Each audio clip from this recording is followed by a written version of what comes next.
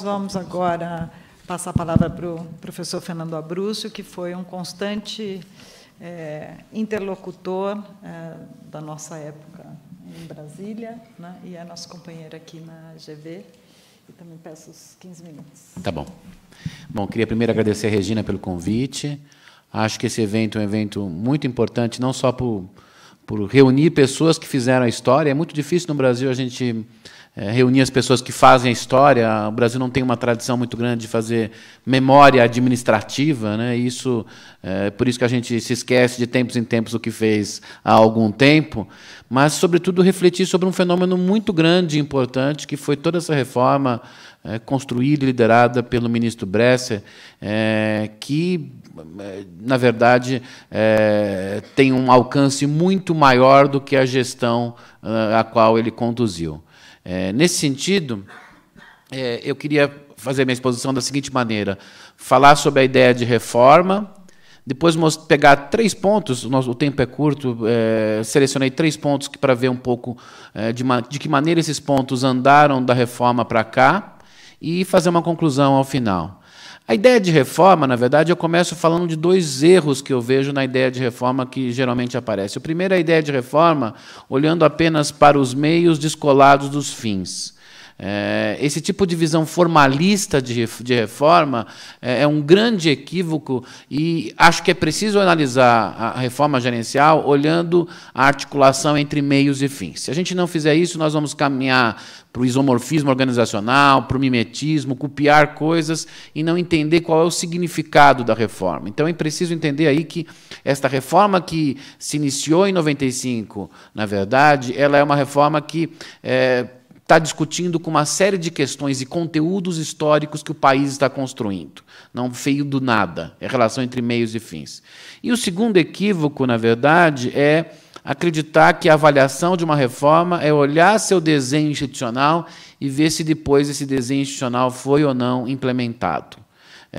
Por esse tipo de visão, que é muito típica de uma certa análise na ciência política e na administração de rational choice, todas as reformas falham. Por natureza, as reformas, todas elas falham. Se você tentar verificar, passados alguns anos, se todos os elementos colocados numa reforma se reproduziram igualmente ao que se tinha colocado, nunca a reforma vai dar certo. E, nesse sentido, eu prefiro uma análise de reforma mais no sentido do pessoal, dos autores do neo-institucionalismo histórico, que vem em reforma, ou do próprio Oliver Williamson, que vem em reforma como um processo institucional de longo prazo. Eu acho que isso é mais interessante para fazer análises de reforma, e eu colocaria a reforma gerencial nesse sentido de uma reforma institucional de longo prazo, que não começou apenas com o ministro Bresser. Nesse sentido, ele capta conteúdos e questões que estão sendo construídas no Brasil, particularmente da redemocratização, e que, a partir dali, ganham um formato, um desenho institucional, um desenho de ideias de relações entre meios e fins, e que, no meu entender, se transforma, na verdade, num movimento histórico para além da própria reforma que o Bresser liderou. Eu acho que isso é mais razoável do ponto de vista acadêmico para a gente fazer uma análise do que é do sentido de reforma. E, nesse sentido, eu selecionei, o nosso tempo aqui é curto, 3 aspectos para olhar como essas questões, e que eu faço um recorte, obviamente, muito arbitrário e particular meu, como é que esses 3 aspectos apareceram na reforma gerencial e andaram dali para diante. E, quando eu falo andaram dali para diante, é sempre bom lembrar algo que às vezes se esquece nas análises: o Brasil é uma federação. Portanto, o Brasil é um conjunto do governo federal, 26 estados, do Distrito Federal e 5.570 municípios. De tal modo que, no fundo, essa reforma ela não se circunscreveu, se ela não é tomada como uma reforma formalista, mas como um movimento institucional histórico maior, apenas no governo federal. Acho que é importante fazer esse tipo de observação, porque, senão, também você vai ter uma miopia na análise da reforma. Partindo desse suposto, os 3 pontos que eu quero falar da reforma são aquilo que a gente pode chamar de, nos termos que o próprio Bresser usou aqui hoje, de reforma burocrática ou profissionalização, a gestão por resultados e a ideia que, nos livros do Bresser, aparece como construindo, no fundo, a ideia republicana de Estado, a ideia de accountability. Eu queria pegar esses 3 pontos e ver como apareceram, de algum modo, na reforma Bresser, muito rapidamente, e o que aconteceu com elas depois, tentando problematizar antes de fazer as conclusões. No que se refere à reforma burocrática ou profissionalização, claro, a reforma Bresser não inicia esse processo no país. Esse processo inicia desde a década de 30, pelo menos. Mas ela é importante por quê? Porque ela, na verdade, capta uma série de elementos colocados na Constituição de 88 e reorganiza a burocracia brasileira para um novo estágio de desenvolvimento econômico e, sobretudo, político do país, que tem a ver com a redemocratização. Eu fiz uma pesquisa entre 92 e 93 para o PNUD, para o Programa das Nações Unidas de Desenvolvimento, sobre o governo federal brasileiro, e quero dizer a vocês que, entre 92 e 93, o governo federal não sabia quantos funcionários públicos ele tinha. Era essa situação que o Bresser, com toda a sua equipe, quando chegou lá, pegou. Foi isso. Você não tinha um mínimo de organização de pessoal e da burocracia federal brasileira. Do ponto de vista das carreiras ou categorias, elas estavam completamente desorganizadas.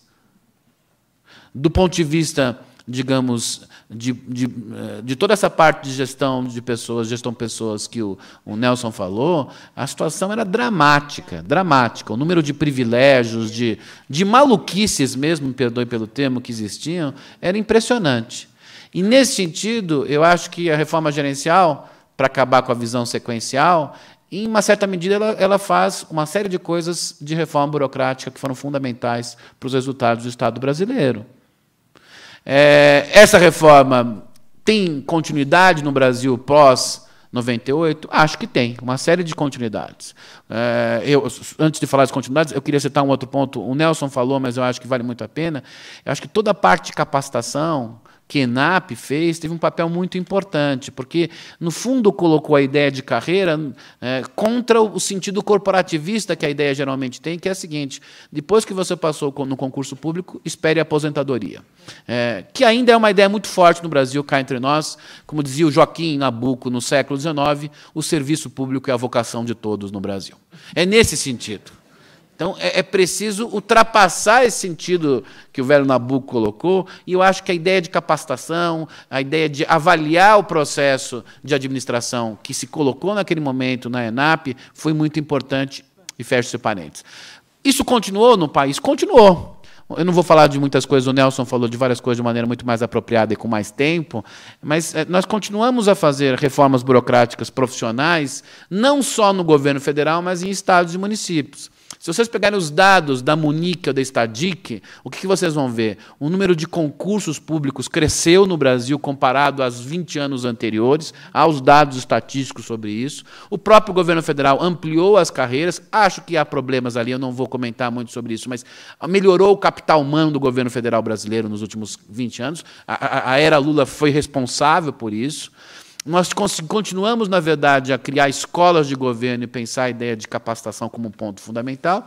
E, ademais, embora o Nelson, quase com tristeza, tenha comentado essa reunião com o pessoal no CONSAD, da visão deles, mas a ideia de que é preciso fazer administração minimamente respeitando certos critérios de organização e critérios fiscais é uma vitória do Estado brasileiro, não é diante do que nós tínhamos antes.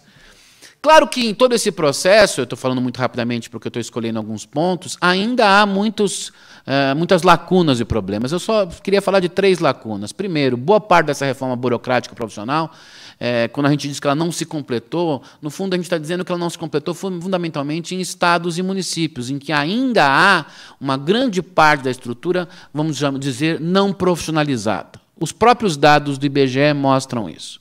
E se a gente quiser completar o sentido da Constituição de 88, que é ter políticas sociais preferencialmente implementadas por estados, sobretudo municípios, se não fizermos isso, não vai dar nada, não conseguiremos. O número de professores temporários no Brasil é impressionante, é uma coisa assustadora.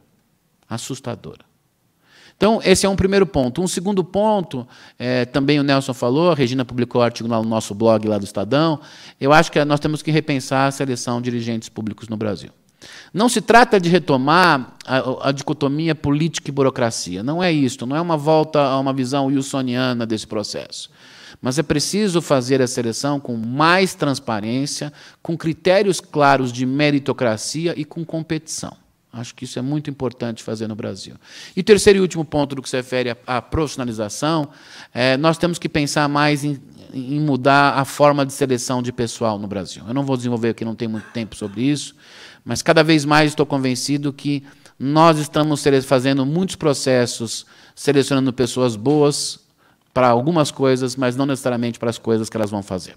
Acho que nós temos que pensar nisso. O segundo ponto tem a ver com a gestão por resultados.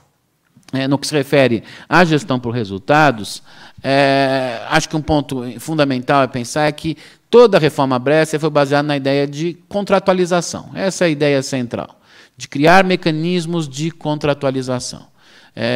Claro que uma avaliação mais rápida diria que, como algumas das instituições pensadas para essa contratualização tiveram pouco espraiamento no Brasil, logo isso deu errado. Eu acho que é mais complicado o processo, porque, primeiro, poucas instituições deram certo em alguns lugares, em outros aumentaram. Quem quiser ver, essa semana o IBGE também soltou de novo o Stadic e a Munique, sobre o número de organizações sociais, OCIPs, ou formas mais flexibilizadas de prestação de serviço no Brasil. Saiu anteontem, viu, Alberto? É muito separado, eles separam por categorias, na Stadic e na Munique do IBGE 2014. Muito interessante e ampliou. Se está bom ou ruim, eu acho que nós temos que fazer a avaliação. Mas, no fundo, a ideia de que gestão por resultados como um princípio cultural, um princípio de ideia de gestão, isso cresceu no Brasil. Não só cresceu no Brasil, mas cresceu no âmbito das políticas públicas. Por isso foi muito importante a fala da Cláudia, eu tenho trabalhado muito com educação, isso cresceu muito na área de educação. E no próprio governo federal, eu já escrevi um texto sobre isso, eu acho que, em boa medida, a maior influência da reforma gerencial não se deu na gestão, mas em políticas públicas específicas. Estas é que adotaram, em boa medida, uma série de ideias das reformas gerenciais. Se a gente olhar toda a gestão do Ministério do Desenvolvimento Social, do Bolsa Família ao IGD, toda a área do SUAS, foi muito além, inclusive, do que o próprio ministro Bresser imaginaria, porque, inclusive, eles fazem distribuição de recursos por resultados de uma forma que nenhuma outra política pública faz no Brasil. Então, acho que houve muitos avanços nesse sentido, mas ainda há desafios importantes do ponto de vista da gestão de resultados no Brasil. Eu destacaria 2 pontos que eu acho que são fundamentais. Um primeiro ponto, que é um grande desafio, é que é muito difícil avançar na gestão por resultados sem pensarmos o desenho e a flexibilização das organizações. Acho que isso nós avançamos menos do que deveríamos. Vamos ter que repensar nisso. Acho que a exposição do Humberto já mostra um pouco isso. E a segunda coisa é como pensar a gestão por resultados como um processo contínuo de aprendizado organizacional. E, para isso, 2 pontos são fundamentais. É pensar, colar a gestão de resultados com gestão de pessoas, nós não estamos fazendo isso no Brasil. E, segundo, pensar que gestão por resultados não é corrida de cavalos. Eu acompanhei muito uma grande reforma, uma grande mudança, que foi a introdução do IDEB no Brasil. Acho que é um avanço, acho que namora muito com as ideias da reforma gerencial, mas ainda a gestão no Brasil, relativamente ao IDEB, é uma corrida de cavalos. Né? 2 minutos. Eu sou o último, ainda todos ainda eu tenho. Então tá bom. Só para terminar aqui, então, 2 minutos. O fato é que, no caso da gestão por resultados, quando a gente continua pensando como corrida de cavalos, você não melhora as políticas públicas. Porque boa parte das políticas públicas tem um período intertemporal maior do que um mandato. Eu sempre dou o exemplo do meu amigo Binho Marques, quando foi secretário do Estado, secretário do município, lá no Acre, depois governador, e a sua primeira avaliação do IDEB no mandato, o IDEB teve um resultado ruim. Na segunda teve um resultado bom. Ele perguntaram: o que você fez no segundo mandato diferente do primeiro? Ele: nada, eu fiz tudo no primeiro. É isso. Terceiro e último ponto para finalizar, eu acho que nós temos que discutir cada vez mais a ideia de republicanização e accountability no Brasil. Talvez um dos principais fins da reforma gerencial estava aí, e talvez tenha sido o que menos tenha sido iluminado pelo debate e mesmo pela discussão dos gestores e aqueles que buscaram continuá-la. O Brasil avançou muito em termos de accountability, professor Bresser, muito. Acho que, se você pensar as conferências de políticas públicas, o número de pessoas envolvidas, o debate existente é impressionante no Brasil. Mas temos muito a avançar, e aí, para terminar, para as últimas coisas, eu acho que a gestão de accountability não significa, necessariamente, fazer com que todos os gestores respondam a todo momento a uma série de conjuntos de normas. Eu prefiro muito mais a transparência, a lei de acesso à informação, prefiro outras medidas que favoreçam o exercício da accountability em vez de transformá-la num mero controle procedimental. E, nesse sentido, para concluir, o que eu acho que é importante, que é fundamental dizer, é que a reforma é um processo. Se a gente analisar a reforma da maneira que os neonacionalistas históricos fazem, como um processo institucional de longo prazo, ela tem muitos desafios à frente. E acho que talvez o grande desafio atual não é corrigir lacuna X ou Y, aprender com coisas novas que não haviam em 95, sobretudo a ideia de governo aberto, coisas novas, mas o que nos falta hoje ao país, e isso eu falo do ponto de vista da sociedade civil, dos partidos, é uma ideia sistêmica integrada de reforma do Estado. O Brasil já teve isso. Hoje, nem o governo, nem a oposição tem isso. Se nós não voltarmos a isso, teremos sucessos incrementais como tivemos nos últimos tempos. Mas eu acho que a expectativa da população agora não é ter só sucesso incremental, é ter um avanço tal como foi feito em 95. Obrigado.